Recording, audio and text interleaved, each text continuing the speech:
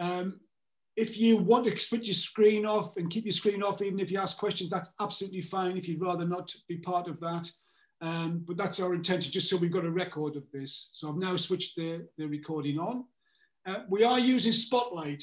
So what you should see probably on your screen now at the moment is because I'm speaking, then you'll see my face. So if it's not the familiar view that you get when you look on a gallery view, then don't worry about it. It's just because we're using Spotlight to try and give the speakers some little bit of prominence as they talk to you. Couple of other things. Just a reminder, I have muted you. If you are asking questions, then you will need to unmute yourself. If we do pick up some background noise, we might, again, just mute you. I hope that's acceptable to you. It just makes sense to try and manage it. We are going to try and keep to time. We are going to try, and we will finish on time. The session's in 2 parts. We actually are going to have a first part where I'm going to give you some information, some research that has been done around out-of-court disposals to release the COVID-19 court backlog. And then we're going to have a facilitated discussion, and a facilitated discussion by Lucy, who's, I think most people know, is the director of YME. And she'll invite and introduce you to our guest speakers when we do that. What we are going to do is, just to kick off, we are going to launch a poll. And the poll is simply to find out why you've come today, what it is that you're trying to get out of this. That'll help us in terms of looking for new events. So I'm going to ask Morgan if we could launch the poll. We will share the poll results with you almost instantaneously. So hopefully very shortly we'll see on the screen poll. Are we there, Morgan, on that? Will you give me if I can see you, a thumbs up if we've got that? Let's find that one. So if we can get that, are we on for that one, Morgan?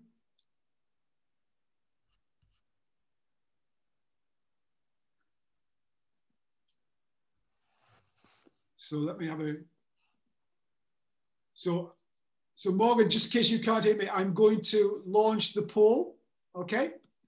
So here we go.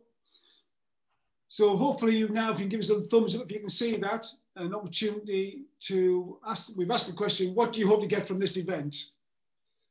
So if, can I just check our attendees now viewing the questions?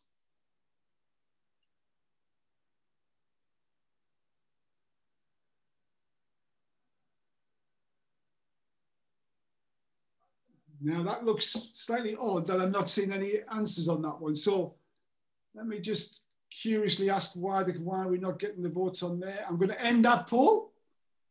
For whatever reason, that doesn't seem to have worked. I've got the results. Oh, have you? Oh, smash it. Yeah. I don't know. Oh, I know why, Lucy. Because we're both under the same login. Are you able to share the results? Yes. Oh, have I done that?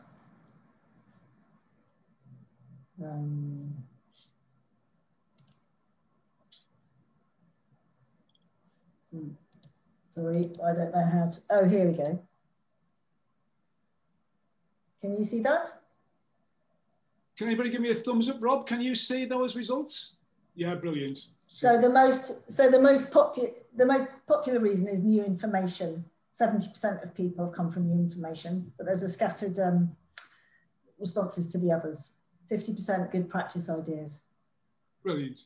All right, well, thanks for that. That's helpful. Just to clarify, if anybody has logged on this morning, we've now got 85 participants. Anybody logged on looking for Jackie Weaver and the Handsworth Parish Council, you're in the wrong Zoom. So please leave now, because we're now going to start our first session where I'm going to talk to you about some, for 10 minutes or so, about some research that we've done at YME. And this research is basically around the court backlog and a look at the significant court backlog at the moment. You might, and I'm sure you're probably all aware, there's about 400,000 cases now in the backlog in court, in the magistrate's court. The time delay from the offence to being dealt with in court is now increased by an extra 25%. And our view is that potentially there is an opportunity to look at out-of-court disposal as a way of relieving some of that pressure. So funded by the Rank Foundation, we've looked at some of the results, some of the things that have been happening across the 42 forces. And we've produced, and we will publish on the website today, and Morgan's going to send you the link in the chat now, we are releasing a good practice guide. So I just want to spend a couple of minutes just talking you through what that guide includes, and also a message that it is an interim good practice guide, because we are looking for any examples to add to that guide. But let me just give you some example of the sort of thing that's in there. There's some quick wins. So we picked up, for example, 1 or 2 forces who reviewed the age criteria for out-of-court disposal. So previously they might have had an age range of 18 to 26, and they simply, because of COVID, have reviewed that and said, no, we're going to look at each individual court case, individual offender, and not actually have an age range to disqualify them from an out-of-court disposal.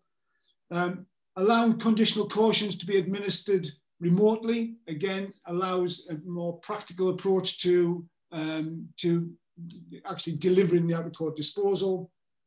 Simply changing the authority level of from the inspector to a custody sergeant, making it easier to get a decision in terms of, is this a suitable case for out-of-court disposal? So there's some examples of quick wins.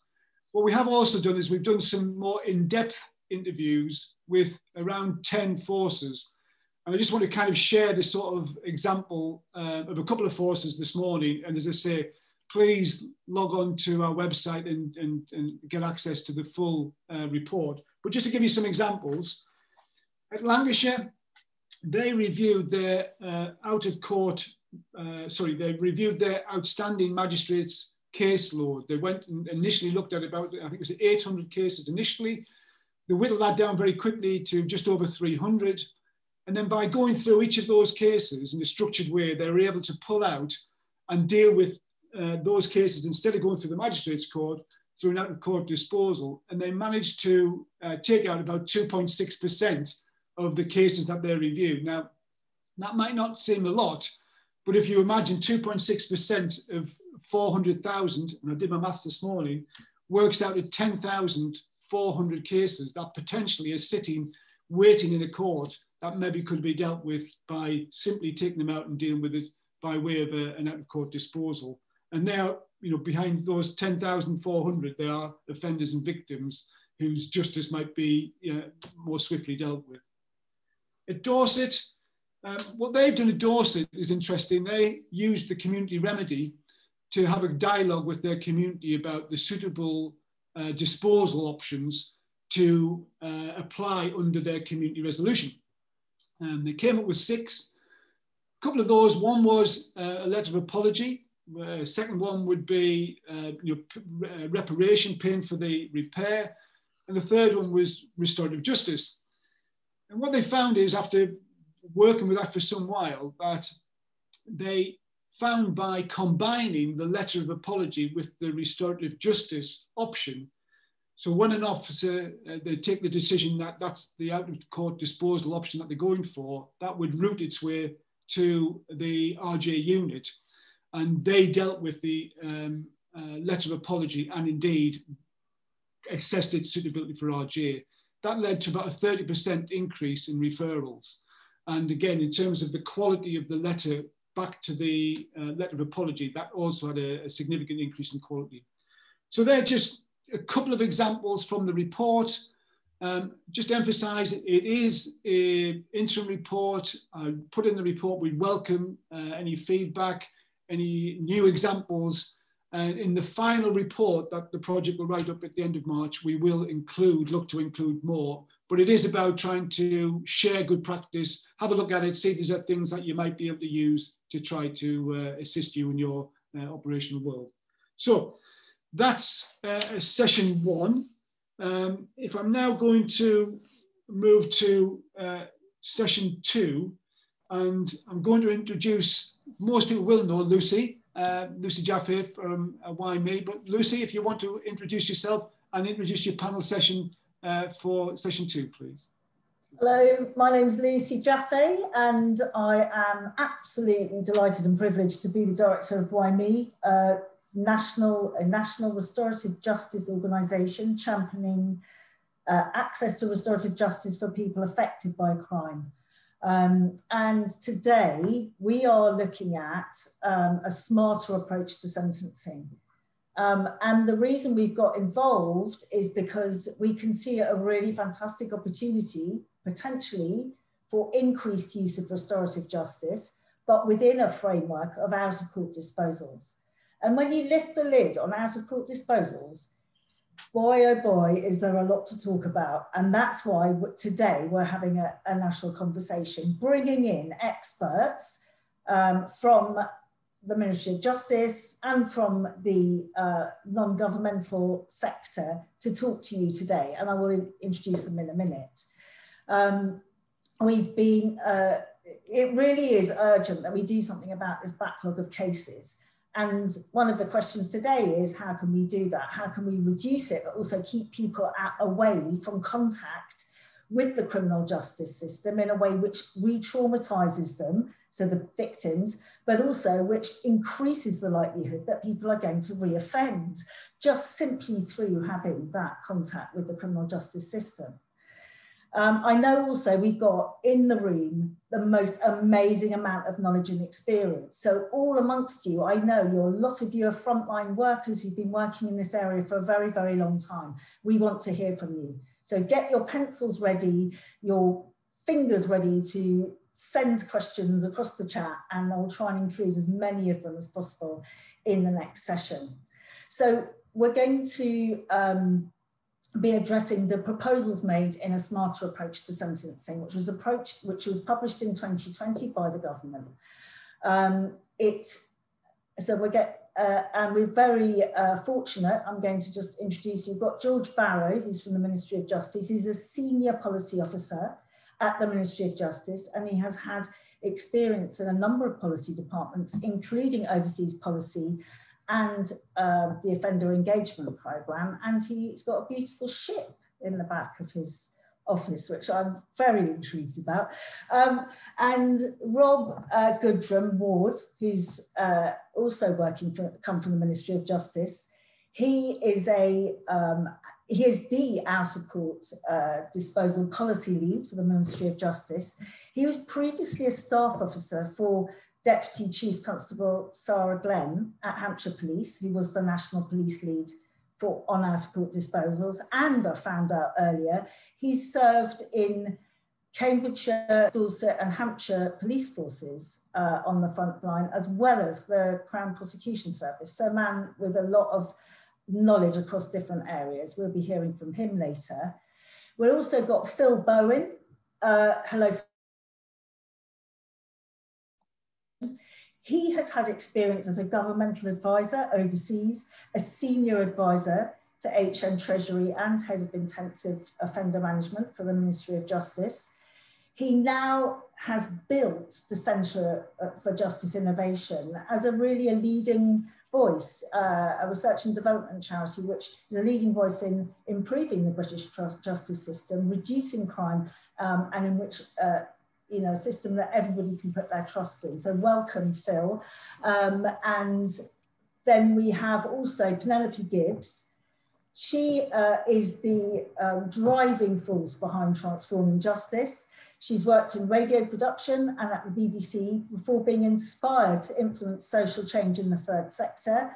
She worked at Voluntary Action Media Unit at Time Bank before joining the Prison Reform Trust to run the Out of Trouble 5-year campaign to reduce child and youth imprisonment. Under her watch, the number of children in prison in the UK fell by 1/3. She set up Transform Justice in 2012, and we welcome her today to hear about the work that her organisation's been doing. Trevor Watson, whom you saw earlier, is a former Chief Superintendent of Durham Constabulary, who has worked in the field of restorative justice since his retirement in 2010, and we're very fortunate to have him on board as a consultant at YME for this project. So I'm now going to ask George and Rob to talk about the background to the white paper proposals and what the current position is. Like, where are we now on that journey? So are we going to start with Rob, I believe, who's going to cover the out-of-court disposal strategy by the NPCC, the National Police Chiefs Council, and the current position on the white paper. So over to Rob. Just before we start, actually, I'm going to give you a very clear signal. You've got 10 minutes, and is that right for Rob, Trevor, or are you 10? Okay, and I'll let you know when you're 3 minutes. You've had 7 minutes. You've got 3 minutes to go. All right. Thank you very much. Well, thank you very much, Lucy, for the introduction and for the invitation from Trevor to speak today. For me and George, we're really excited to be here talking to you all, and I recognise plenty of names of the participants, including police, colleagues and other forces. And Lucy probably built up my status as an expert there, because actually, I do have some experience working in policing over the years in various forces, but actually one thing I've learned with out-of-court disposals is there's always something new to learn. There's an entire ecosystem of work going on in all the forces, and it's a real challenge to capture some of that. So I was hoping today, as Lucy said, just to talk you through some of the background with the NPCC work that I was involved with Ma'am Glenn in her tenure as the NPCC lead for charging and out-of-court disposals. I suppose I wanted to preface this by saying I started my own career in policing with very little understanding of the value of out-of-court disposals. So that was in the early 2000s. So I was an officer for over a decade, and pretty much our emphasis on training in our training was charging people. Out-of-court disposals were something we generally used to get rid of someone pretty quickly from custody, whether that be slapping them with a penalty notice for shoplifting or a simple caution, and hoping, will and a prayer that they wouldn't reoffend and we wouldn't see them again in custody. But I'm hoping, and I do think times have moved on, and our thinking is very much evolved in this space into a much more sophisticated place. So I spent the last 3 years working for Sarah Glenn, promoting the NPCC national strategy, which I'm sure we can put a link to if many of you haven't seen it previously. The strategy very much came out based on the Ministry of Justice pilots, which occurred in about 2014. And I think one thing that strikes me now from the strategy itself, there's one line in there in the beginning, in the intro from the DCC, and it says, "We cannot address vulnerability solely by way of prosecution. It requires a more sophisticated and effective whole system approach." And that's really something I do try to keep in mind, even in my policy work now. It's very true that out-of-court disposals can maximise the use of officer time, but I think they also achieve satisfactory outcomes for victims as well, and for offenders where diversion works well. So I've talked and mentioned a little bit about the Joint Government and Police Review of out-of-court disposals, which occurred in 2013, 2014. And just to summarise, so half of the respondents said at the time, it's obviously a few years old now, but they didn't believe out-of-court disposals deterred offending, and as such they felt there should be a framework with more meaningful and proportionate consequences, and there should be a greater focus on reparation to victims. So the strategy of Ma'am Glenn's was really went one further than that, and was about sending the right people in cases to court, but also having a place, because there's always a place for prosecution. We're not saying everything should be diverted, but providing early opportunities for intervention and to address more complex needs. So I spent the last 3 years encouraging and advising forces to move to the two-tier framework, which had been agreed at Chiefs Council in late 2017, trying to influence and work with them with varying levels of engagement. Some forces who are really proactive in their out-of-court disposals offering and initiative, And we managed to achieve around about a third of forces who have moved to a two-tier framework, and a number of them who are sort of operating a hybrid model, perhaps retaining penalty notices on the streets, and others who still retain the 6 options. And just having looked at the CJ statistics this morning, there's clearly penalty notices and cannabis warnings are still being used, although going down as forces transition to sort of a two-tier framework. And obviously my own force that I've just come from, Hampshire, who implemented a two-tier framework really successfully, I might add. So there's a lot of what I can say in terms of diversion. As I said, there's a massive ecosystem of niche programs, pilots going on in every force, a lot of it operating under the radar. I think the challenge is not only to map them and sort of share best practice, but to kind of keep that service map up to date. When Lucy talked about lifting the lid on them, if someone's going to ask me what is the best practice in diversion that's operating out there, I could point you to a number of them that work well in that particular area for that particular part of their community, because there's just so much of it, and I'm grateful to events like this that we can have these conversations and start to share some of this learning. So just to move on, I'm not sure how much time I have left, I haven't been keeping track, but to 4 more minutes, great, thanks Lucy. So that brings us nicely to 2020, September, with the sentencing white paper. So in the MPCC, we were approached by the MOJ with an opportunity to sort of bring the two-tier work to fruition, really. And in that sentencing white paper, we're planning for a new statutory framework based on the two-tier model.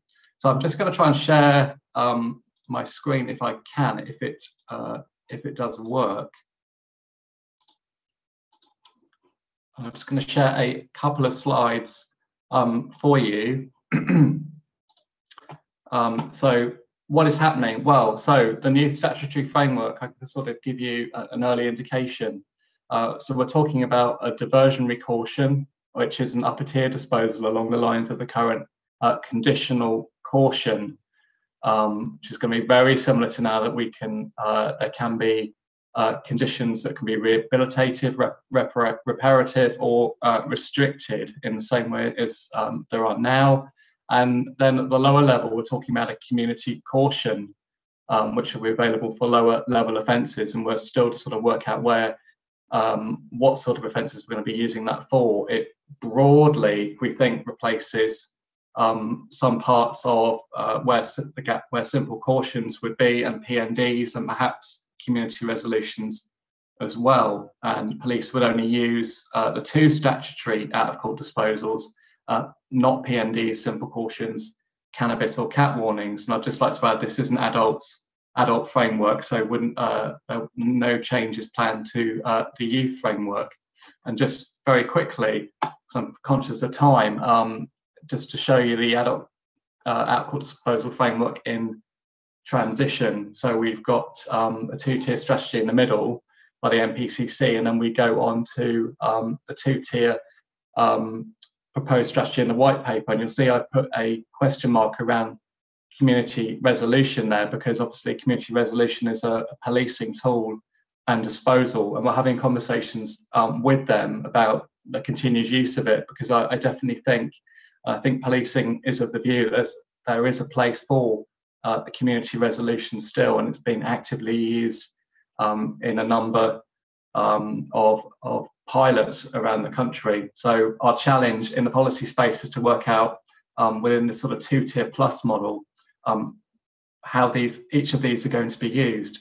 And I can't not mention the fact that restorative justice, I put an arrow down the side just to sort of confirm that restorative justice can be used with any disposal and outcome. And although nothing is specifically mentioned in the white paper, we'll be looking at opportunities to increase the use of RJ in this implementation work.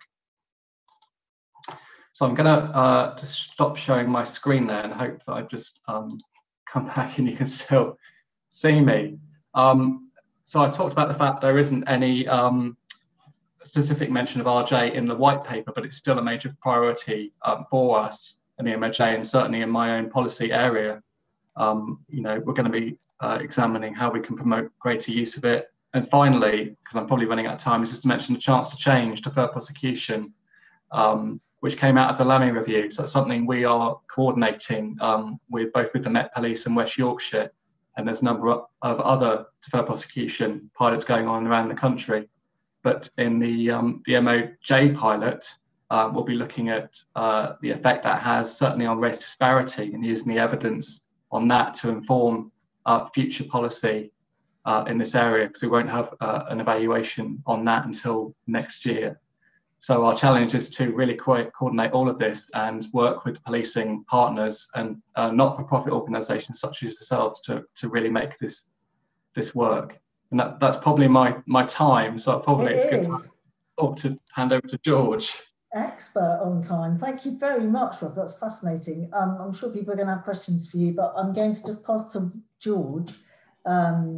George, you've got 5 minutes to sort of add to what Rob's got to say, really.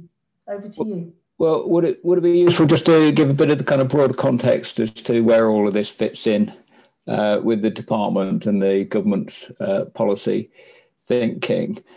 Just to kind of zoom right back to where we are. General election last year, for those who aren't in government, this is quite a kind of restart moment for the civil service with a new government, a new programme. The white paper was very much part of that new programme, and the government wants to be able to get underway, finish, and demonstrate the results in the course of the course of their government. So we're really at the kind of beginning of that government cycle. When we're under pressure to come up with new ideas, and as many as you know, there aren't many new ideas out there. It's always a question of kind of rediscovering rediscovering things that we've been looking at before. We have kind of short memories in government. We kind of erase our own corporate memory every 4 or 5 years by moving people around. So there's always things to be rediscovered there. And so that's when people look at the white paper and think, oh yes, I seem to recognise some of those things. The other thing which is important for us is the kind of ministerial team and the kind of political direction and the political mood music about that. We were lucky that the Lord Chancellor has had quite a kind of period of continuity and is a sentencer. So he knows the courts well and he knows the criminal justice system well. And I think he's got his own views on what he wants to bring to it and how he wants to change it from quite a sort of engineering point of view as somebody who's sat as a member of the judiciary and very familiar with the kind of criminal caseload. He's also got some very strong interests in things like neurodiversity and vulnerability generally. And then also on the political front, we have a joint minister in Kit Malthouse who covers both the police and our justice side as well. And we know Kit is very interested in the police's role in offender management, if you like, if that's the word. So that's our kind of political steer. The white paper, it's a very kind of long list of things to either sort out or that the government needs to respond to in terms of public concerns. And I won't list the whole lot, but it includes things like road traffic, emergency workers, management of terrorism, sentence lengths. But you'll see in it, as you read it, there is quite an emphasis on community sentences and rehabilitation within that. The community sentences stuff is to strengthen community sentences and, interestingly, giving probation staff greater powers in their work without having to go back to the courts to make changes in orders. And then there's a rehabilitative element, which includes problem-solving courts, which is very interesting, and I'd be happy to talk to people separately about that. criminal records reform, and then out-of-court disposals, as Rob has just described. So that's the kind of political program. And then surrounding that, there's existing stuff that's going on, which also kind of creates this momentum around what's going on in the community. So many people will be aware that we've got a much bigger focus on drugs and drug misuse, which is coming into play from work in other departments or the government centrally. The IOM, Integrated Offender Management Strategy, is being refreshed, which is being pushed into police and probation areas. We have a big program around prison leavers, which looks at accommodation and employment and so forth. We're reviewing the way that pre-sentence reports are written to improve their frequency and quality, to pick up people who are vulnerable and make sure they're getting the right sentence. There's big. George, you just got one. You've got 1 minute. 1 minute. Okay, I'm just going to focus on race then. Yes, please. So the commission, the number 10 commission on race and ethnic disparities has got out-of-court disposals in their sights, and we're expecting that to come out fairly soon. We also know that there's a probation inspection coming out fairly soon, and we think there's going to be a joint inspection on the whole of the offender journey from a race perspective. And then just inside the Ministry of Justice, we know that actually there are specific cohorts. So we're looking specifically at cohorts, specifically Gypsy Roman Traveller, in terms of how they fare with community sentences and out of court disposals. So that's the kind of broad sweep of things. So there's a lot of stuff going on that fits into this or provides boundaries for the out of court disposal work. Well, that is, I have never heard anyone do that in 6 minutes. That's really impressive and a huge amount of work. So, I mean, really fantastic. I'm sure people are going to have some questions for you after the other speakers, but thank you very, very much, George. Fascinating.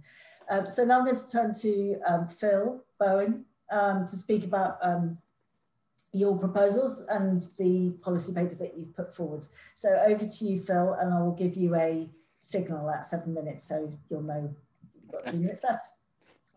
Thanks, Lucy, and thanks, Trevor, for inviting me to speak today. Yeah, so I just want to kind of, I guess, comment on the statutory out-of-court disposal changes in the white paper that we've heard about, specifically in reference to the evidence base around out-of-court disposals and pre-court diversion more generally, and then speak a bit about the importance of kind of the informal diversion work that will operate below that framework as well, as probably specifically in relation to youth. So I guess following on from what Rob and George have said, it is our opinion that the government was right to streamline the out-of-court disposal framework. There was, when we were working with forces on our adult diversion work, there was always quite a lot of confusion around how the current framework worked. That was, in our view, unnecessary and unsustainable, and that was nothing as compared to how confusing it was for service users who were getting them and didn't know how they all interacted with each other. So we welcome the kind of broad thrust of the changes outlined. I guess my starting point is the evidence base. So in April 2019, we published an evidence review of what effective pre-court work for adults looked like. That found, and this isn't news to anyone, I'm sure, on this call, that there is strong evidence that pre-court diversion reduces reoffending. It found moderately strong evidence that pre-court diversion reduces the costs to the criminal justice system. There was promising evidence on the impact of pre-court diversion on victim satisfaction, though definitely it was an area that was underexplored in the research and the evidence base.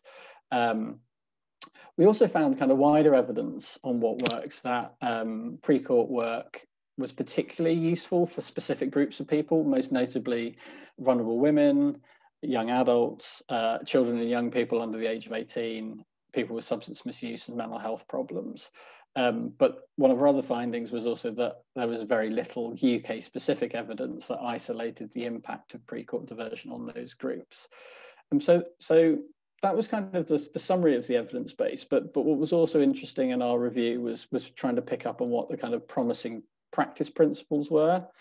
So one of the key things that came out of that work was to avoid net widening, which you'll find in a lot of our work is this principle on avoiding creating pre-court diversion work that net widens, that draws individuals further into the criminal justice system than they otherwise would have been. And we know from the Ministry of Justice's two-tier pilot that contrary to that principle, people who had received simple cautions were sometimes given conditional cautions instead. And it wasn't clear that that improved outcomes in any particular way. One of the other promising practice principles that we found in the evidence review was that we should really keep eligibility criteria broad, in particular around exempting people for the number of offences.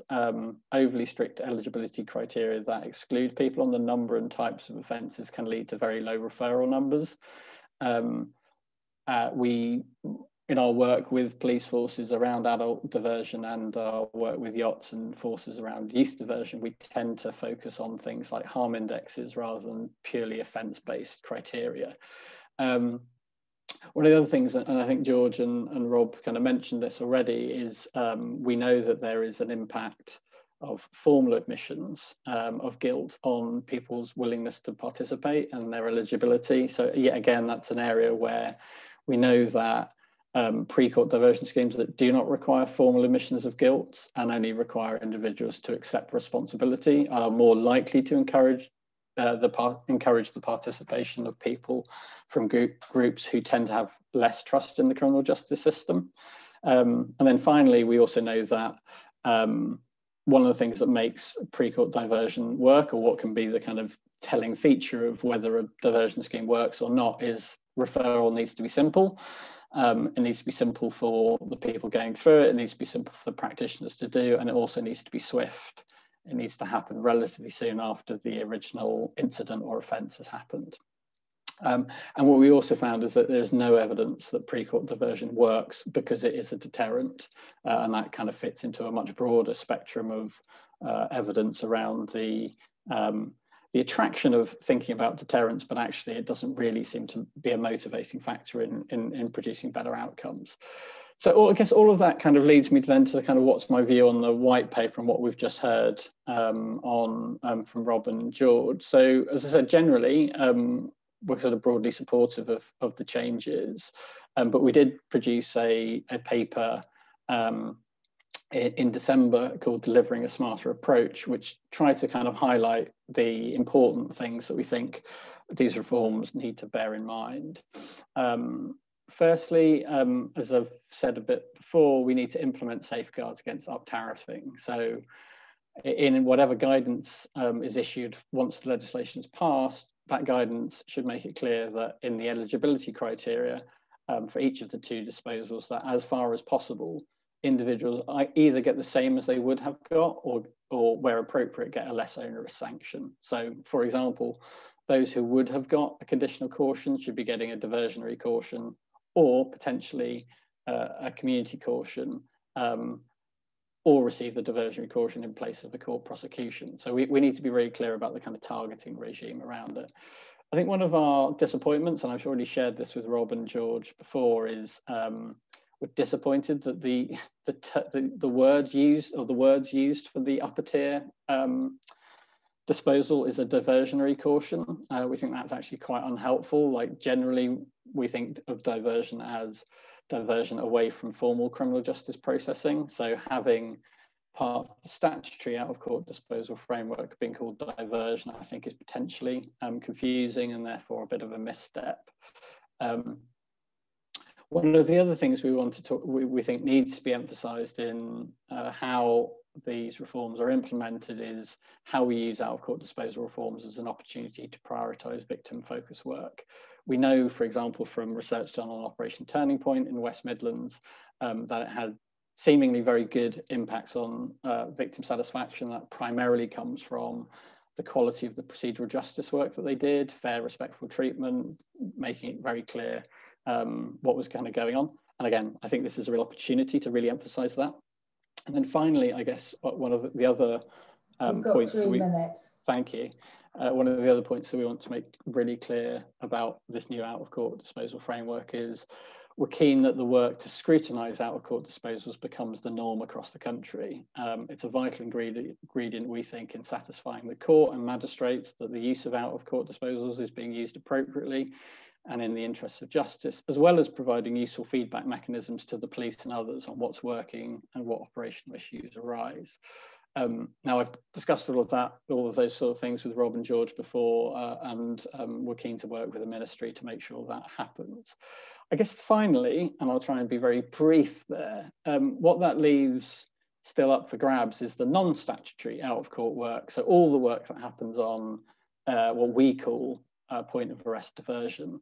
It seems pretty clear from the government reforms that that will continue to be a range of activity in both adult and youth justice, which operates below that new tier framework.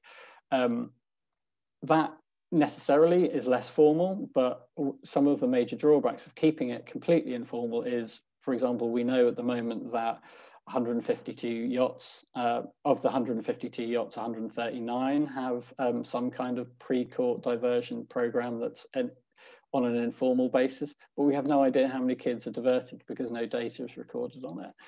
We also know, for example, in that work that yachts aren't paid for doing that work, even though it's the right thing to do. So it's always in this kind of fragile space where it's not funded. We don't know exactly which kids get it. And that leads it to be very difficult to work out whether it's working or not, despite the fact that we know that the evidence base strongly suggests that this is exactly what we should be doing with young people. So we did a survey back in 2019 that tried to map youth diversion, and we found really good practice. For example, we found 56% of areas that had schemes made sure that victims participated in restorative approaches as part of their interventions. But we also found this sort of sense of fragility around how it operated. So, which is why we recently called on the government to strengthen the policy framework around that informal work, in particular around funding. The final thing I'll say, because I know I'm totally running out of time, is, and it just picks up on a point that George mentioned, we are at the end of this month publishing some new research on racial disparity and youth diversion. It's due to be published later in the month. I'll put in the chat an invitation to that event. We think it's the first research of its kind on youth diversion and racial disparity, and it, will look at issues like the impact of formal admissions of guilt, that kind of stuff, on the decisions to divert. That's pretty much it from me. Anyone who wants to access our resources and toolkits and our support, I'll put that in the chat function, but I'll probably bring my comments to a close there. Oh, thank you. Again, a whistle-stop tour of a lot of very detailed and long-term work by the Centre for Justice Innovation. Thank you, Phil. We've already had quite a few comments on what you've been saying, so we'll bring those up later. And now I'm going to turn to Penelope Gibbs to talk about the report which Transforming Justice has produced, and to make a presentation for 10 minutes. Penelope, you've got 10 minutes, and I'll let you know when your 7 minutes is up. When you're up to 7 minutes. Thanks very much. Great to see everyone. Can I just say, agreed with everything that Phil said, and we'll sort of expand on some of the points in what we're saying. So Transform Justice is a small charity which advocates for a better, fairer, more effective criminal justice system. And we're working on a 3-year program to promote out-of-court disposals and diversion from prosecution in general. And just today, I'd like to take you through some stats really about what's happening in out-of-court disposals, and share some thoughts as well about the situation that we're in. So first of all, the latest figures on the whole criminal justice system and how crimes are dealt with. And I think you'll see there that most people still are charged or summoned. But that community resolution, which Phil mentioned and Rob mentioned, is an incredibly popular sanction, if we want to call it that. Caution is also popular, a bit less so. And then we've got penalty notices for disorder and cannabis and cat. And can I just say, in terms of prosecutions, that of those convicted in the magistrates' courts, the vast majority, around 3/4, actually get a sentence which is a fine. And I think it's worth thinking about that, because obviously that means that most people who are convicted in magistrates' court get a sanction which is unlikely to change their reoffending behavior, because it's not rehabilitative. It's punitive, certainly, but a lot of people who receive fines in the magistrates' court, to be honest, struggle to pay them, and many don't pay them.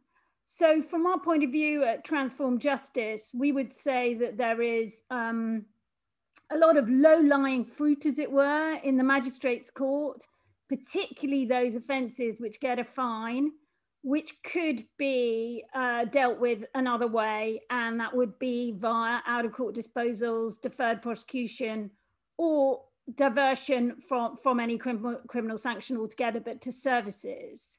So there's a huge amount in the magistrates' court that we could deal with another way. I just want to show you here what's happening to out-of-court disposals, and it's really probably not what you think. So what we've done here is indexed use of out-of-court disposals and prosecutions against, 100%, just to show you what has happened to out-of-court disposals as compared to court disposals. So you can see there that the line, the lighter blue line is court disposals. The yellow, orange, and grey are caution, penalty notice for disorder, and cannabis and cat warning. And then we've got community resolution there at the top in the dark blue. But what you can see is there's been a massive decline in the use of court disposals, but more of out-of-court disposals. And that worries us a lot, because in our view, what you want is those lines to be kind of equal, really, because of this issue that a lot of what goes through court is not rehabilitative and is not going to turn those people's lives around. And I have to say, this trajectory of a huge decline, greater than court disposals in out-of-court disposals, is, I think, little discussed and known about, and we haven't got very good research as to why it's happened. And I think that many of us, why me, Centre for Justice Innovation, and us, would love to reverse that with effective use of out-of-court disposals instead of some of the prosecutions that go on. I have concerns about the new proposals in the white paper and the bill from the point of view as to whether they will actually be a hindrance to police using out-of-court disposals and thus increase even more this trajectory downwards. So obviously nobody knows, but it's a concern. Phil talked about reoffending. This is the government's figures on reoffending, so Ministry of Justice stats. And obviously they go back to 2018. These are the most recent ones because they follow people up after they've had the criminal sanction to see what happens.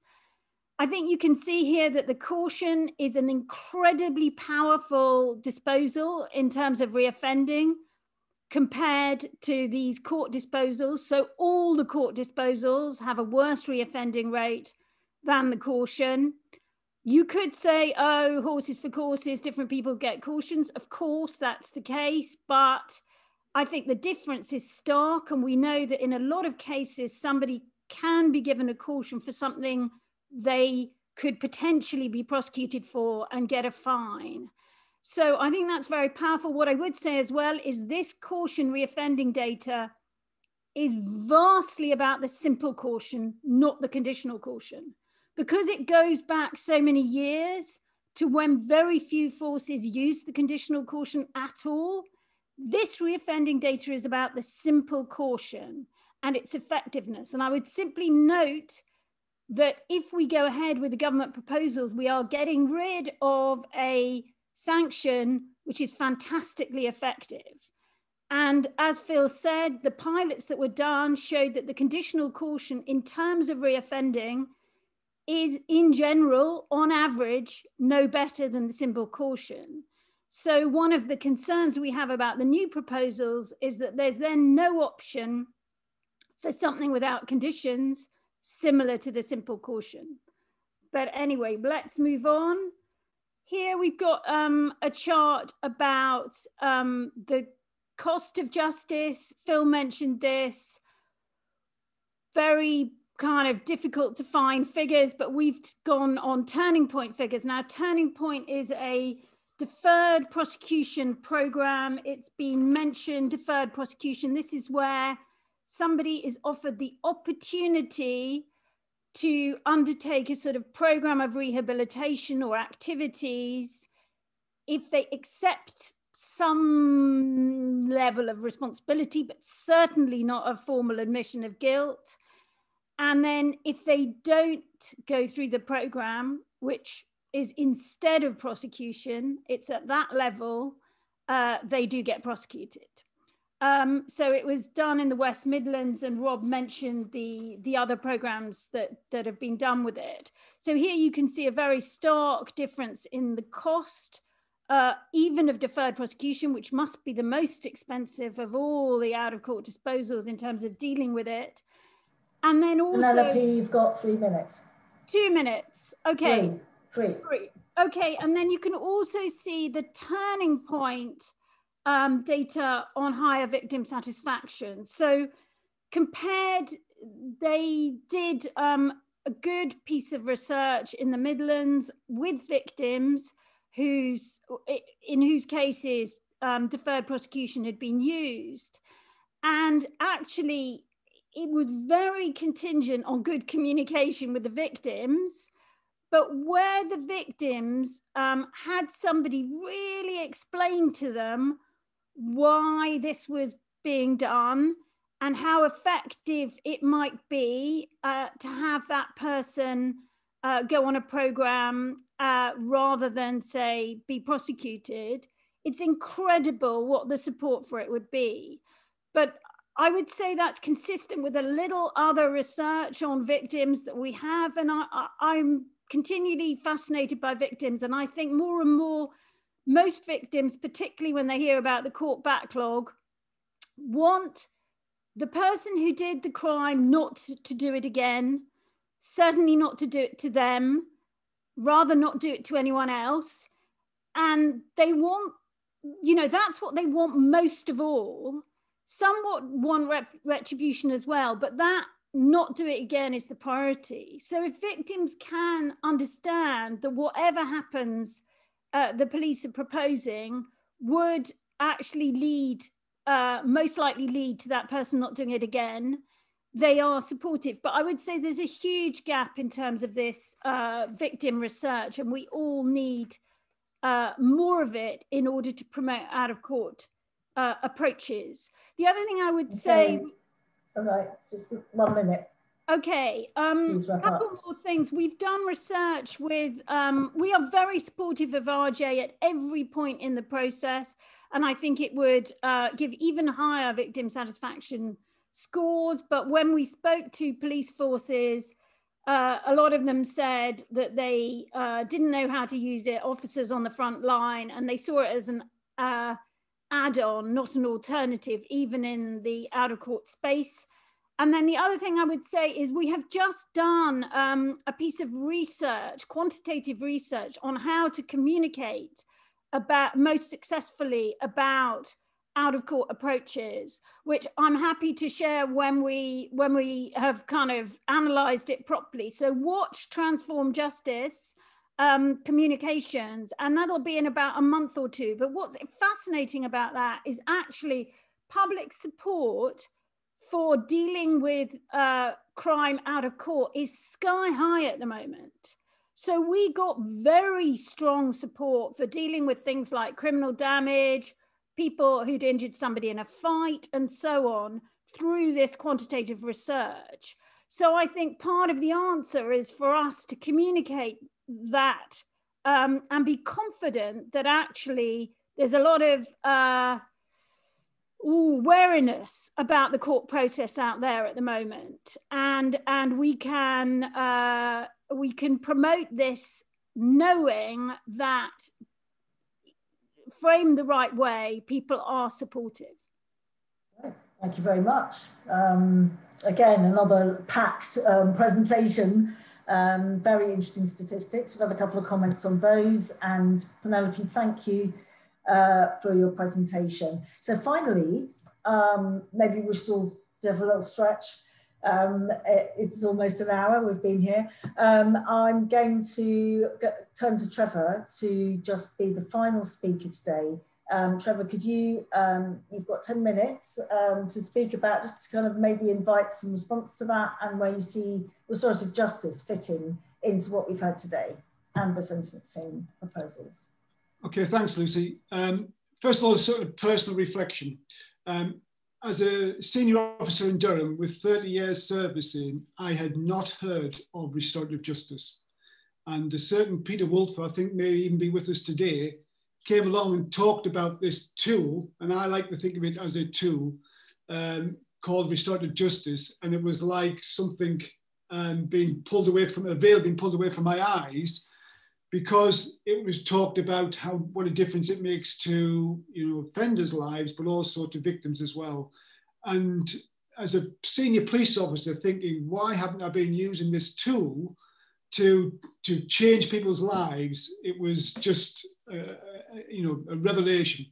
So when I read Penelope's report recently, which still talks about police forces where there's confusion about it, it's not heard of, it's not used, I find it, I say that with a sadness, because it was 10 years ago that I had that personal reflection moment.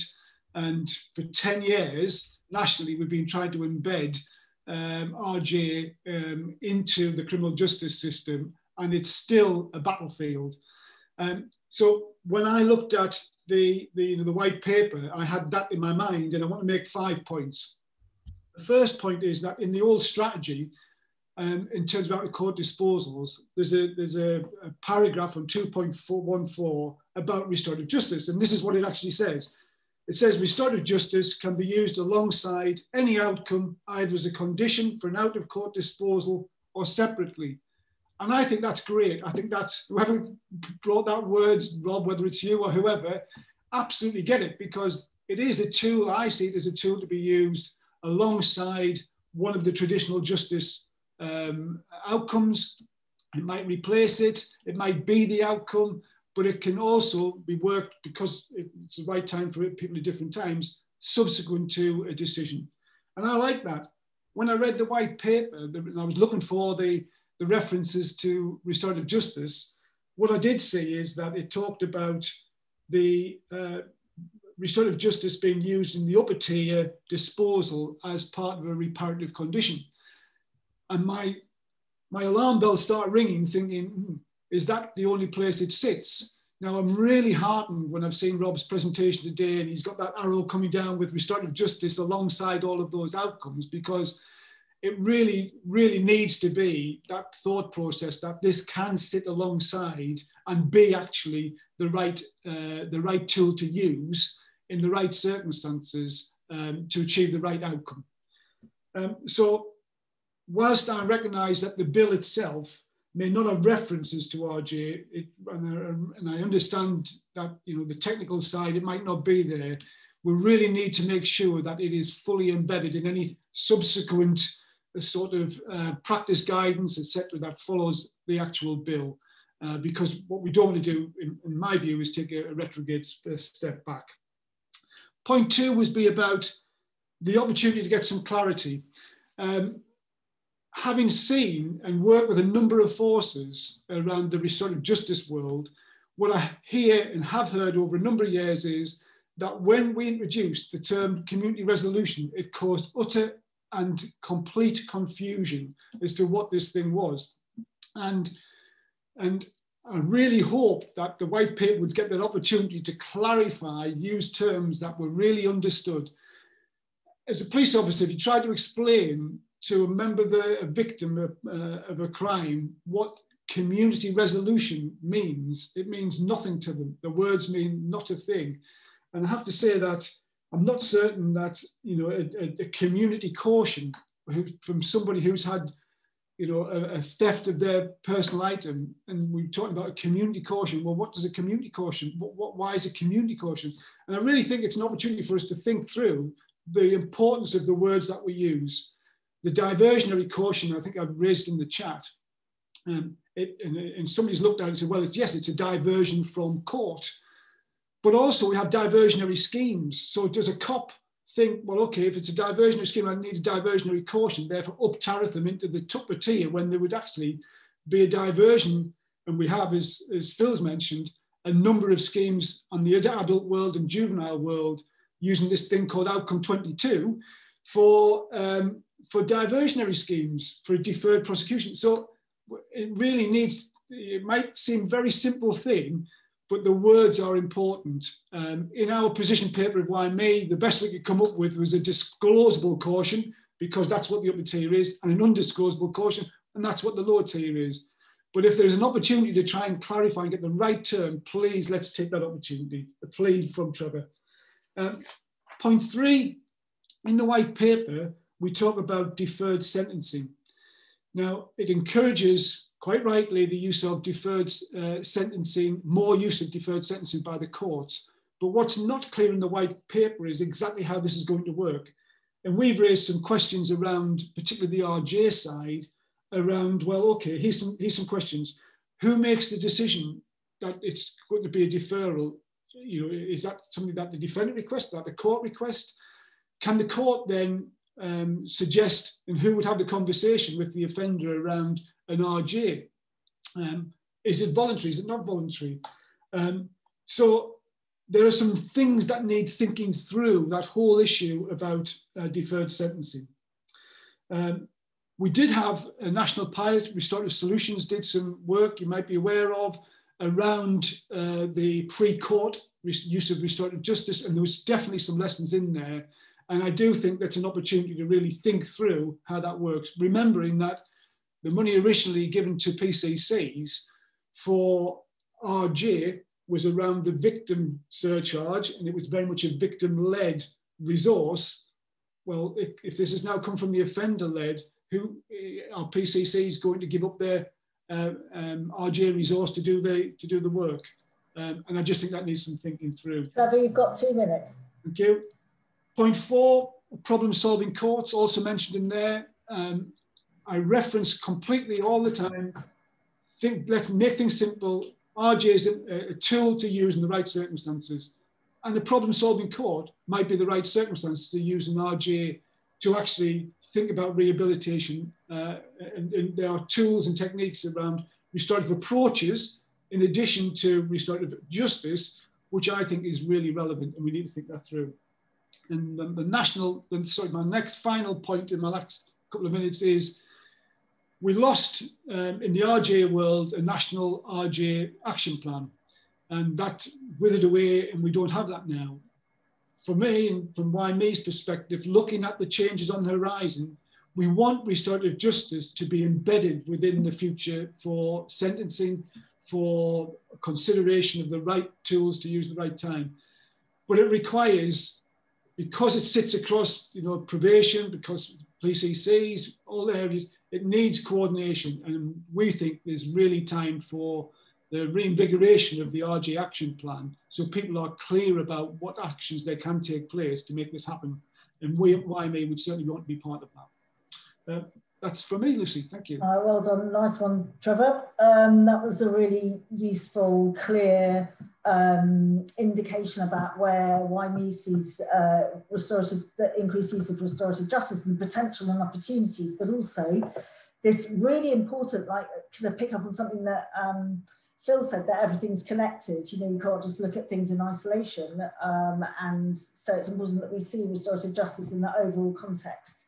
I'm now going to kick off with a couple of technical questions, kind of broadly speaking, to Rob, and directed mainly at Rob and George, but could you just give us an idea about the proposed timetable for these changes? That's the first question. And then the second question is, will it be up to forces to choose whether they go into a two-tier framework, A, and B, if that framework includes community resolutions in any form? So what is the proposed timetable for these changes?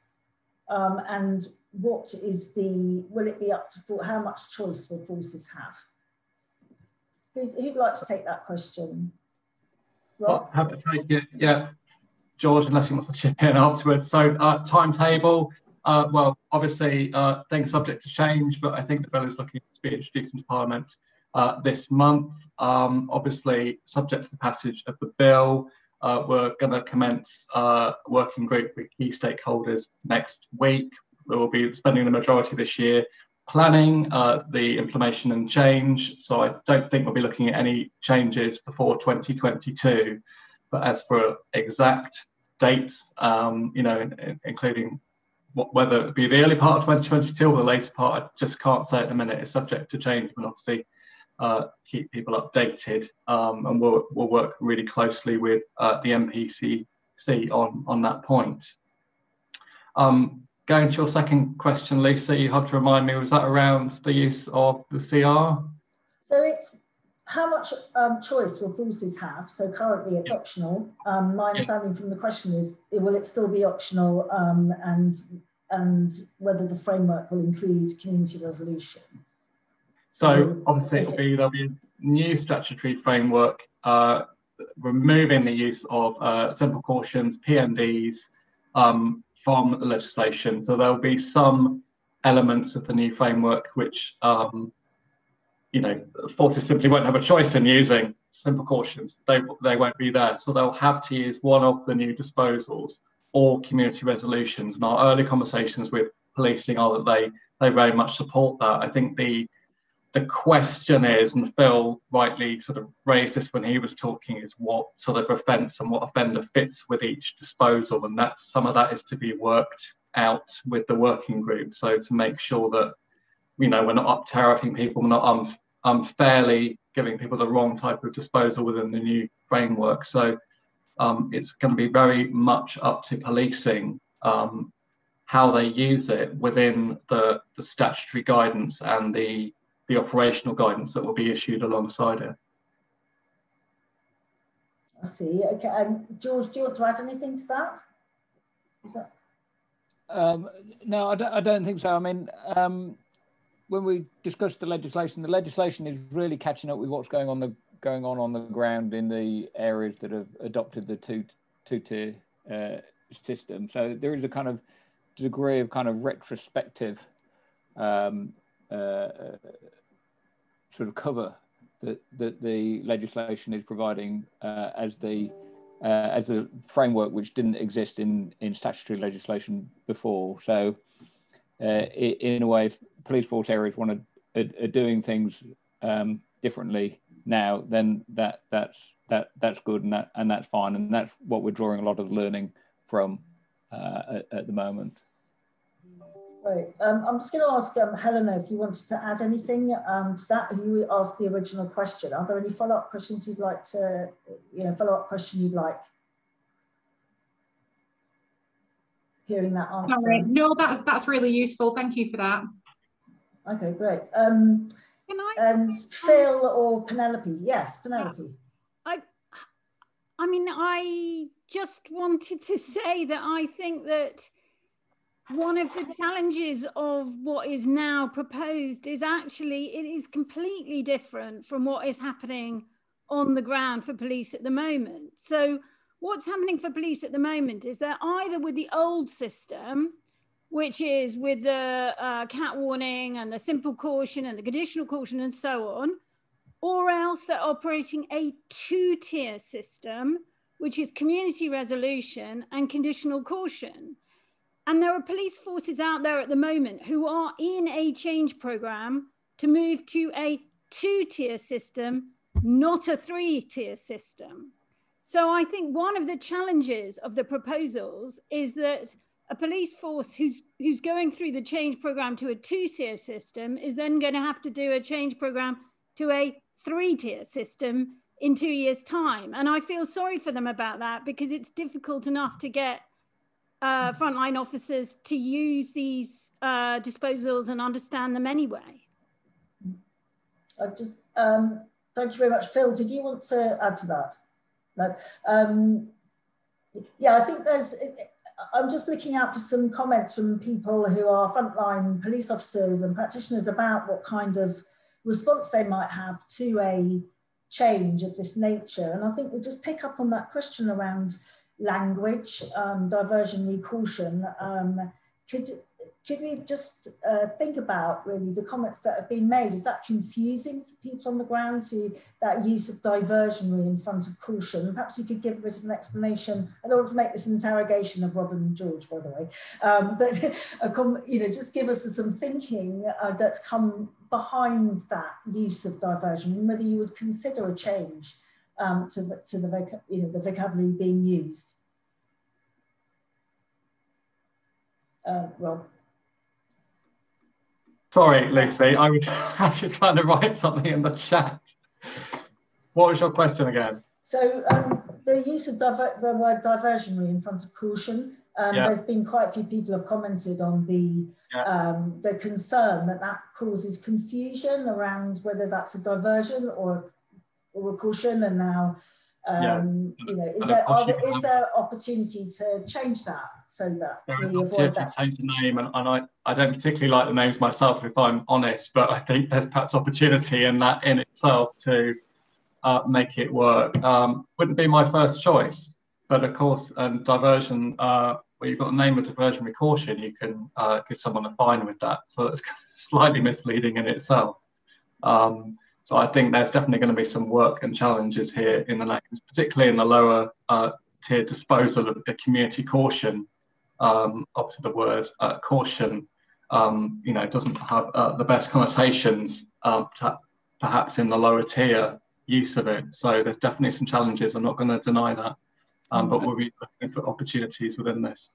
I think the point to make here, and this isn't specifically addressing the language question or the question of the names, which we're aware is an issue, is that the Ministry of Justice wants these things to succeed and wants them to work, and we want to be pragmatic about that. When this is quite a long process with legislation and guidance and analysis and research. There's going to be quite a big study on out-of-court disposals, and we're going to be hearing what, as I say, the Commission for Race and Ethnic Disparities is saying on out-of-court disposals. So we do want to make it work. We're not going to dogmatically stick by something that isn't that is going to be a massive problem to it. So I just want to kind of underscore that the approach is something that supports out-of-court disposals, because there's a central political and civil service belief that they are a good thing. Okay, thank you very much for that. I think at some point it'd be useful to understand where that, if something isn't seen to work, or there's kind of people on the ground going, "Oh, that doesn't work." At what stage does that need to happen? Is it prior to legislation going through? Because once legislation's gone through, are we kind of stuck with a new system which may not actually be operationally efficient and easy to implement? So that would be my question. I'd like to take the advantage of having Richard Monkhouse in the room, who is the former chair of the Magistrates Association, long-serving magistrate, and also very fortunate that we have him as a trustee, former chair of YME. Richard, could you, I know you had some comments about court and the role of courts in being part of this process in a good way and in not such good way. Maybe we could bring Richard in and spotlight.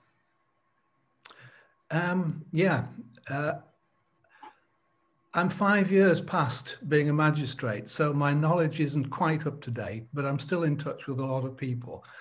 I asked at a recent meeting about deferred sentences, for example, and everyone in the room said, "What's that?" So that's how far through the magistracy it's got. I think the issue about all the cases that get into court is that this magic book comes out, sentencing guidelines. I know it's an app, but magistrates are really looked on to follow those guidelines as far as they can. And if you do a quick search of sentencing guidelines for restorative justice, there are one or two mentions, but it's deep into the sort of minor text.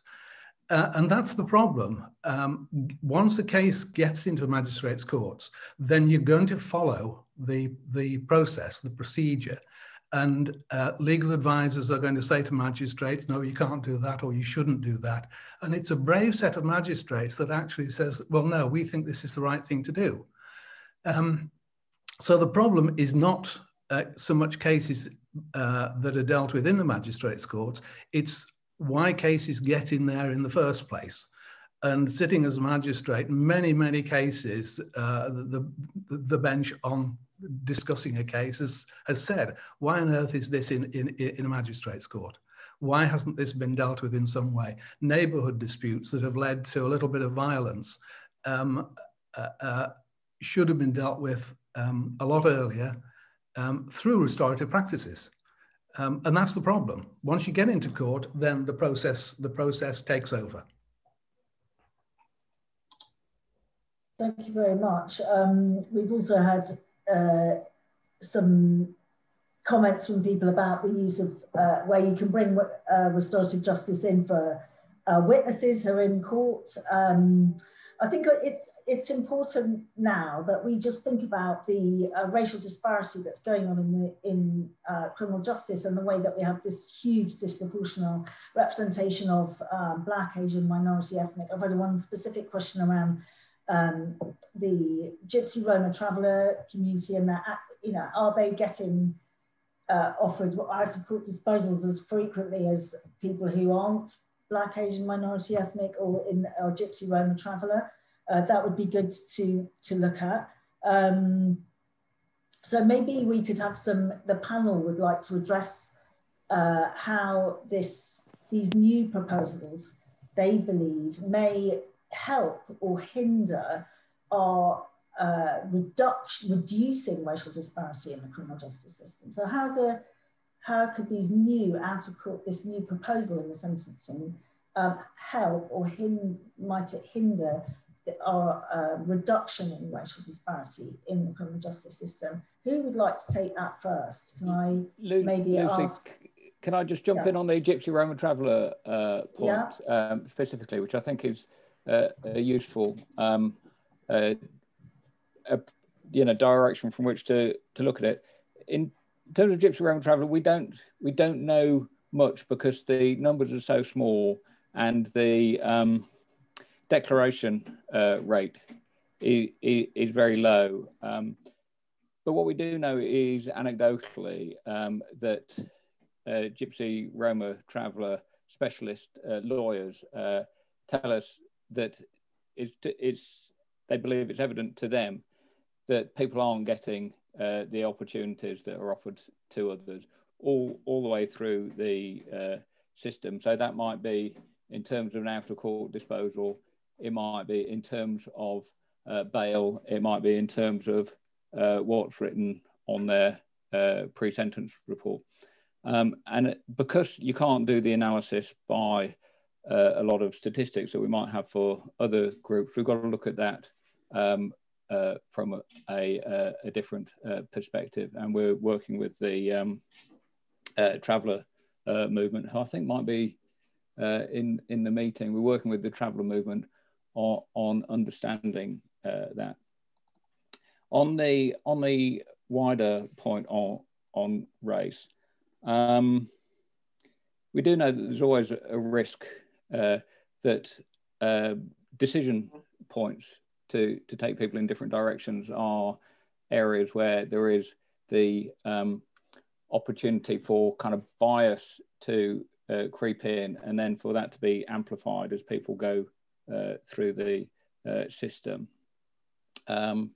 And discretionary decisions are most at risk of that.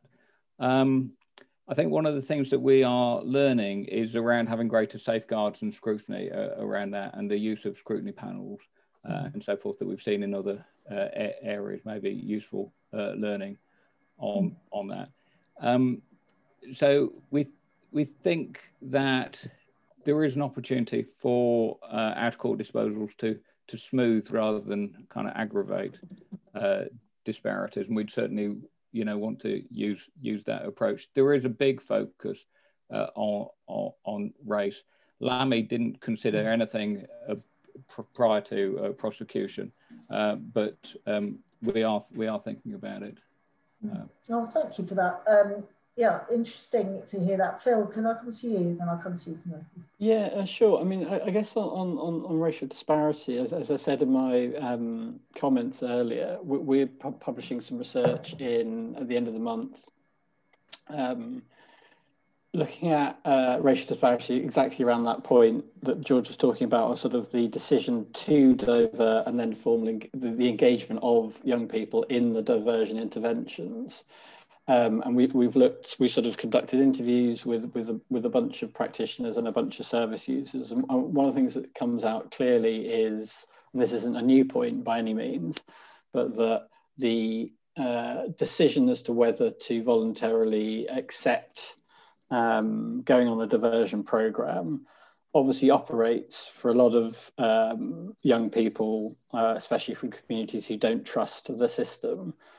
It operates in that climate of mistrust. So it's not surprising that people who come from communities with lower levels of trust in the criminal justice system, when we spoke to them, were less sure that the system was offering them something that would be useful for them. I think one of the other things we found, and we'll go into more depth when we publish this, is, and this comes from the kind of international research, but also from the discussions with practitioners and service users, that formal eligibility criteria, particularly any requirement of a formal admission of guilt, but also restrictions about the number of prior offences someone can have before accepting diversion, are themselves excluding people, especially from Black, Asian, minority ethnic backgrounds and from traveller communities, from diversion.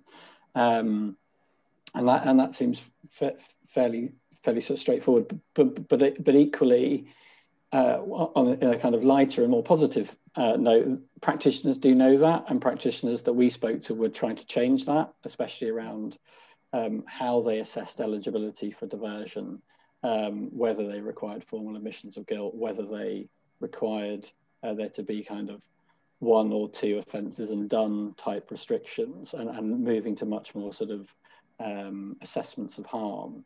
And I think part of the balance that needs to be struck in any of the work around out of court work is making sure you've got an assessment system that's fair and objective, that recognises some of the issues that are particularly prevalent in particular communities, but that also is useful, swift, simple, that practitioners can understand and do quickly. And I think there is a tension between those two things. I don't think they're insurmountable, and hopefully our report, when we publish it later in the month, will give practitioners a clearer sense of what some of the good practice is. But I think there are tensions about, you don't want to overly formalise what is already an informal diversion process. You don't want to overly formalise and overly prescribe interventions within, whether you call it a conditional caution or a diversionary caution. So there's always this balance to be struck in out-of-court work between making sure you're doing objective assessments, but also making sure the system is relatively swift and safe. So that's kind of what I'd say on racial disparity. Thank you very much.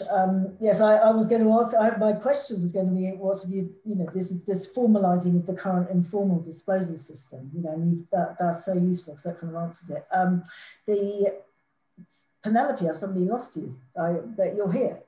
Would you like to contribute to that? I just want to reiterate this point about formal admission of guilt, that all the evidence is that can be a trigger for racial disproportionality, and it would be a real pity if both the new statutory out-of-court disposals said there had to be a formal admission of guilt, as opposed to an acceptance of responsibility. And I think that the deferred prosecution program, and there's a very interesting deferred caution program that Devon and Cornwall are running, offer the opportunity to everybody to take some level of responsibility and make amends without that formal admission of guilt. And so I would just plead with the government to look at that. And from my understanding, because we also had a question through about no comment.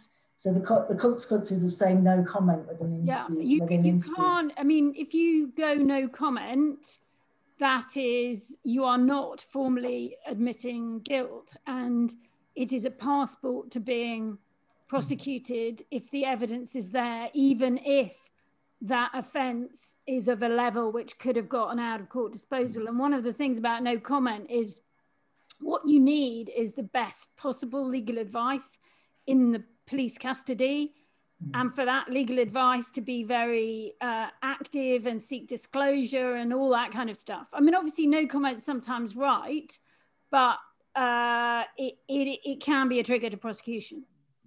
Yeah, thank you very much. Can I just jump in on that? Sure. Because the admission question is a really important one, but as Penny says, it does link to the quality of legal advice, and we know there are all sorts of other factors that link to poor legal advice as well. There is a review of legal aid going on at the moment, and part of that review will be to incentivise how the legal aid system works, to put incentives in that to make sure that the quality of legal advice is better at the correct times, because I think at the moment the way legal aid payments are made doesn't work in that direction. So I think that's another thing that people need to watch out for, and that question is very much in their minds in that review. Right, thank you very much. I'm just going to go now, sort of slightly refocus us onto what about the people who've been harmed by the crimes? So even if we think, oh, that should be kept out of court, that was a misdemeanor, or, I think there's a real question about how do we reassure the people who are affected, sometimes called victims, survivors, that justice has been done. So what's the best way of doing that using out-of-court disposals? And I would like to go to Phil first. I think if you could just, if you'd be willing to take that question, to just give us your views on that question. I mean, I think what Trevor said, I don't really have much to add to what Trevor said, I guess, in that I think we need to kind of see the broad spectrum of opportunities for restorative justice. I do think, and I've responded to a couple of people asking in the chat, there is a real opportunity to be using restorative justice in the proposals that the government have put forward around deferred sentencing, which isn't really a proposal, it's just saying we should have more of it. But I think there's a real opportunity to use restorative justice more in deferred sentencing if that's going to be more freely available for courts to use. It works very well in other countries. So I guess it's that sort of sense of the spectrum of victim involvement. I think down at the out-of-court disposal level and indeed in the kind of more informal diversion below that, again, I think it's about striking the right balance. So in our survey of practice in youth diversion schemes, so that's all the youth work that happens below the statutory out-of-court disposal framework, we found I think we was quite surprised at how many schemes were using some kind of victim reparation, victim restorative justice tools or processes. What isn't clear from our survey, because it was a very broad survey, was what does that actually mean in practice? And I think one of the tensions, which I sort of referenced a bit earlier, is making sure that we don't overdose people, especially in the informal diversion space, but even in out-of-court disposals. We don't overdose people with more interventions and more requirements than they otherwise would have got. I mean, Penelope's made the point already that part of what is trying to be achieved, I hope, is diverting people away from court. But if someone was due to get a conditional discharge or an absolute discharge at court, should we be layering on 2 or 3 interventions in a diversionary caution? So I think that's something we always need to bear in mind. Of we don't want to overload people with interventions. I think what the evidence base to us clearly shows around young people, but also around vulnerable groups, is doing less is better than doing more, even if someone's got complex problems. It's not necessarily the criminal justice system's role to solve all of those things. And I think that equally applies in victim restoration work. While being a big advocate for RJ, I think we need to be really cautious about overdoing the amount of intervention we give someone based on the type of offending that they've committed. So I think it's always about attention. I mean, and where I think, I guess there's just the final point, which I think is, again, it's a general point across all criminal justice interactions, even where the opportunities for RJ are not there and where victims and offenders do not want to meet or have any kind of dialogue, that doesn't mean that the criminal justice system shouldn't get a whole lot better at just providing basic information to victims about what happened as a result of their case. We're not very good at it. I was involved in the early 2000s around things like victim personal statements. The amount of cases in which victim personal statements are used is still tiny. We are just not very good at using victim information in our processes. That's all. I mean, I couldn't agree more, having been involved in work with people who are affected by crime for many, many years. And when surveys are done of victims, what they want is information and communication, and it kind of wins out every single time. They also want to have their voice, which is one of, victim personal statements, restorative justice. There's ways of people expressing how they've been harmed by that crime. And that process in itself can really, really help, even if it's not face-to-face or with the person who's harmed them. It does help, it's much more powerful if it is with the person who's committed the crime, but it's not necessary that it has to be face-to-face. I am now going to ask, it would be interesting to know, so how can we reassure victims that justice has been done through using out-of-court disposal? Would any of the other panelists like to contribute to that? I mean, I'm particularly interested in what the Ministry of Justice are proposing in terms of how you as government are going to manage public information and communication about these proposals. And who you'd expect to do that? Would George or Rob like to answer that? Well, that's particular, yeah. So, I mean, if we go back to the review that was done in 2013, 2014, over half of the respondents said they didn't believe out-of-court disposal was deferred offending, and they felt there should be a framework with more meaningful and proportionate consequences. I mean, that's quite a broad brush statement, but I think there is something in that. Victims don't know what they don't know about some of these disposals, what they mean, some of the implications. So I think there's something in terms of communication and legitimacy over all of this. Everyone knows what it is to charge somebody and send them to court, and someone can be banged up in prison. But when you mention out-of-court disposals to somebody, there's sort of a real gap in people's knowledge. What does that mean? And some people have heard the word caution before, but they don't understand the implications. They don't understand some of the diversionary activities that can go alongside that and what it means for offenders and sort of, you know, reparation, etc. So I definitely think there's massive opportunity in this work when we implement it to look at sort of proactively and sort of an, you know, communication strategy, not only internally, but with the public as well, to highlight the changes. And actually a lot of it comes down to as simple as, you know, are the police explaining at the point they're telephoning the victim and engaging with them what the options are and what all of those disposals mean and the consequences. And I would just reflect what Phil said there about, you know, making sure that there is good communication and engagement with the victim on all aspects, you know, from the investigation and after, once, you know, the case is dealt with. Right. I mean, I think we've already had a question around officer training from Zenia, who was talking about, you know, our police officers going to get more training to explain RJ, but also I think there's this concern about a whole-scale change in the framework, and then how people are going to know what the police officers going to know what they're meant to do, both in terms of explaining, you know, the new tier system, but also if there's increased use of restorative justice, then how they are expected to explain that and in what capacity. I think one of the things that becomes more and more evident to me is that we need a overall plan that brings together what is happening with someone who's being arrested or you know, for a crime, and the people who are affected.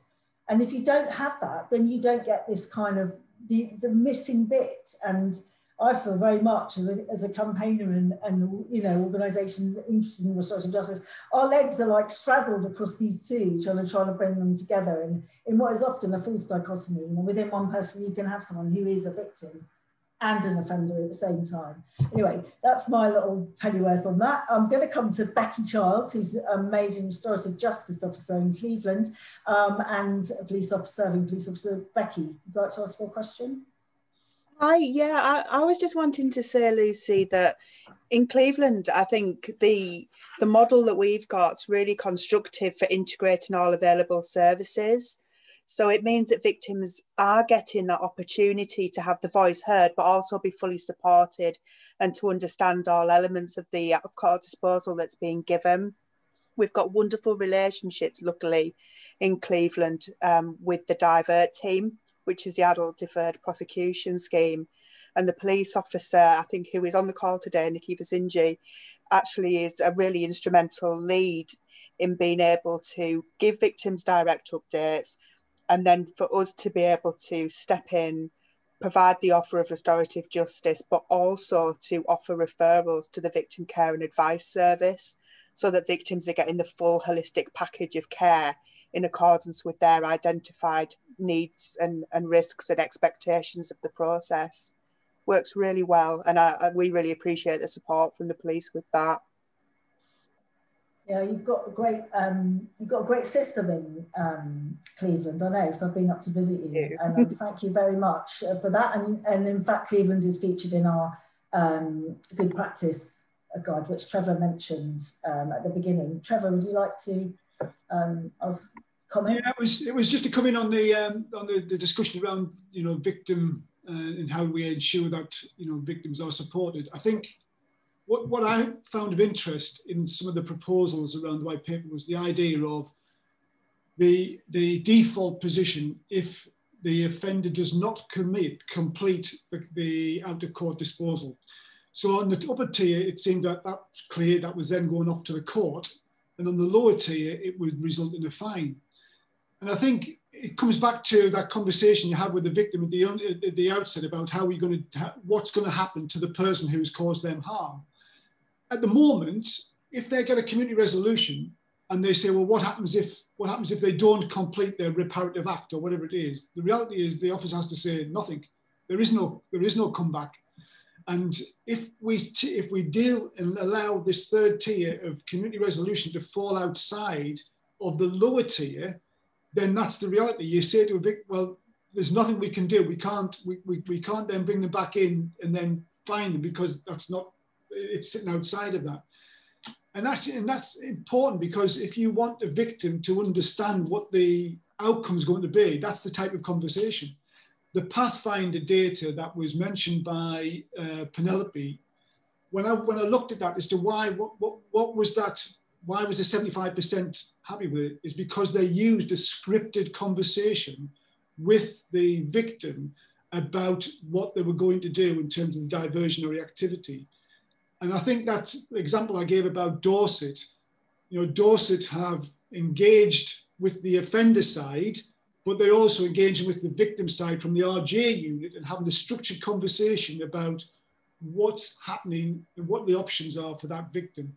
I think everybody would accept that. It isn't the victim deciding what the outcome should be. That's a professional decision, but actually surely the victim should have an input and about their views and be consulted and have a conversation before that decision is made, perhaps. And if that's done professionally, then I think we can get the right outcome, but it has to be done professionally and not, you know, you try to explain to somebody, we're going to do this, but if they don't do it, then nothing's going to happen to them. That's a hard sell. That's a really hard sell. Okay, thank you very much, Trevor.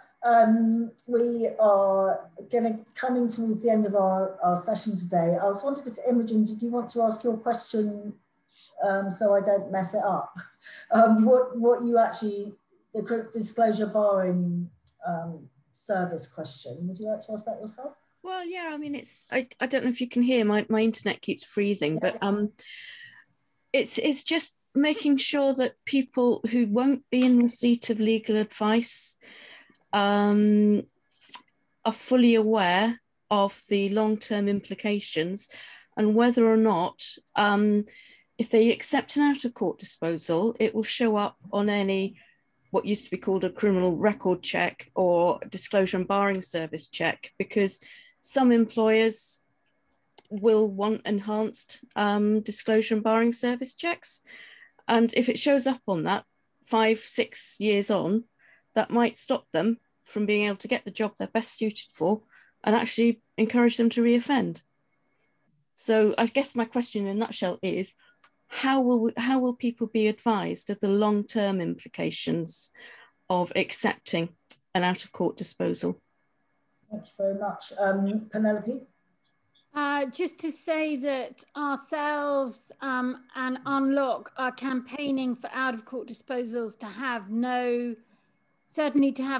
rehabilitation period, and hopefully not also implications on DBS checks. So we would say that even as it stands, you know, we need change. And you make a very important point that nobody should ever accept a caution, for instance, without knowing the implications as they stand now for DBS checks.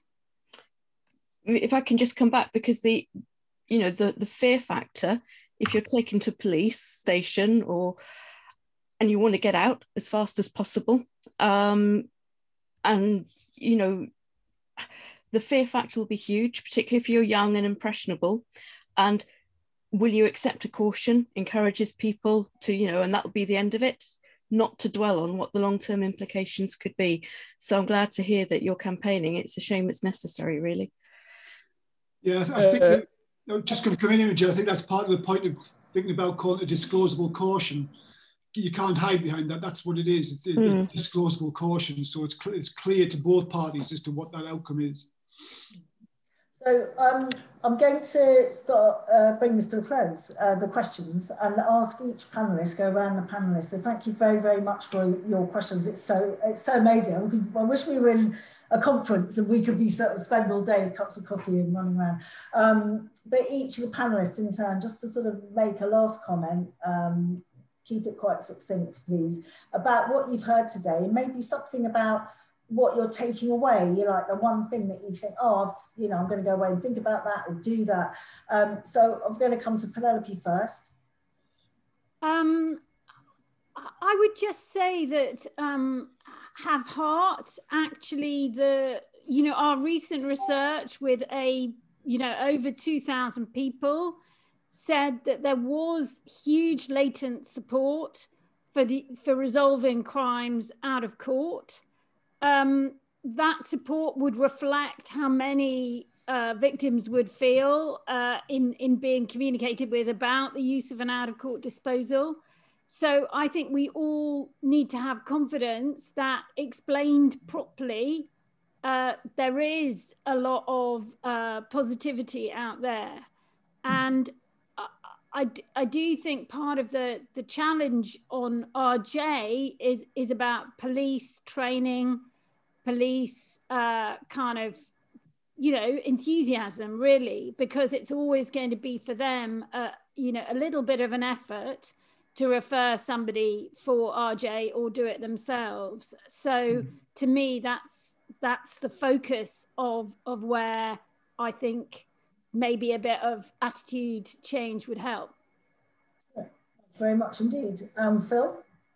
I guess 3 or 4 things. So it's clear to me that there are people on this call who share my view that we need to change the name diversionary caution because it doesn't work and will just create more confusion. I think it's been useful to hear people agree as well that we need to kind of incentivize forces to use the informal diversion that will exist below the statutory out-of-court disposal framework, but we also need to regularize that work so we make sure we've got good data on it, that it's fully reflected in funding formulas. I guess my big takeaway is that I think it remains unclear what a good, whether it's called a diversionary caution or a conditional caution, whatever, what a good one looks like. I think it is unclear in which circumstances, for example, the community caution should be given with conditions and when it should be given without conditions.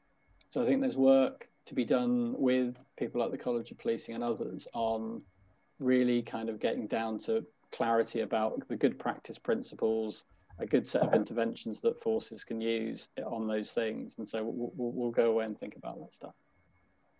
Brilliant, thank you so much. And George, would you like to say something before we go? Yeah, so I've found it really useful, and as Rob says, we're going to be kind of starting working groups. I think some of the expertise that's in the room, listening to what's happening in Cleveland, is really useful for us to think through and then test ideas. I do think generally the kind of climate is changing. When you look at you know, how people are considering mental health at the moment, considering issues around young adults and maturity, which is a kind of different level of conversation than it has been in the past. The kind of gradual devolution of justice in some areas, which always favours kind of community based approaches, the changes to probation and the encouragement for them to work more closely with police and crime commissioners by being able to jointly commission services. I mean, I think all of those things are really positive in this space. So I'm very optimistic. That's wonderful. Good. I'm really pleased to hear it. And Rob, just final word. Yeah, well, I think there's been loads of good takeaways, actually, both from speakers and from questions and comments. I haven't had a chance to read them all. I'd just echo what Phil said. It's really important that conversations that moves on as to what is the, you know, what best disposal works with, you know, with the individual, and what diversionary measure actually works for that person. You know, I'm really grateful for some really healthy challenge today from our not-for-profit partners and everybody else, and I think we're continuing to listen, and you know, hopefully we'll all work closely together in kind of shaping this policy implementation. Policy is never an easy area. We can't please everybody, but I'm pretty sure that there's real opportunity here to make a framework for the future that's going to work well for everybody. Well, thank you very much for coming to join us, and all 4 of you. I mean, you're absolutely given us a very expert views from different angles, and I think the matrix of that will really help. You know, really help to bring, you know, this question and get the best possible outcome we can. Me, as always, is, you know, I'm going to hand over to Trevor in a minute, but we are, you know, we're very grateful to everyone who's come today, and that is clearly a good way to kind of test some of these ideas particularly Rob and George. You know, if we've got some proposals or ideas, then do let us know and we can put that out through our networks. So I'm going to hand back over to Trevor. Trevor. Thanks, Lucy.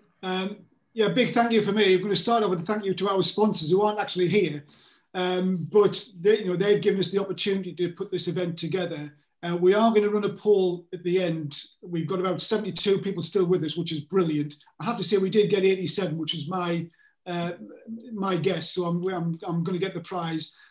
So what we want to try and do is just capture some of your views about the event. It'd be really helpful if you wouldn't mind just completing that poll for us. We'll launch that now, I think, if we would, please, Morgan. Are you able to do that from your side? Give me the thumbs up. We had a slight issue because Lucy and I are both logged on on the same one, so we'll see how it goes. Let's see. Lucy, can you tell me, can you see the poll? One person, 5, 6. I can't see. I'll let you decide when to close the poll and share that. Oh yeah, go for it, everyone. Yes.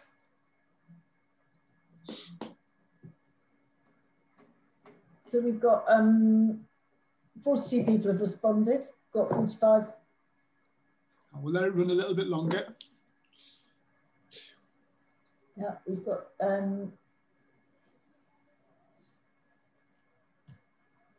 Okay, we've got so over 3/4 of people have responded, and we're saying that it was a useful event. We've got some very strong agreement from.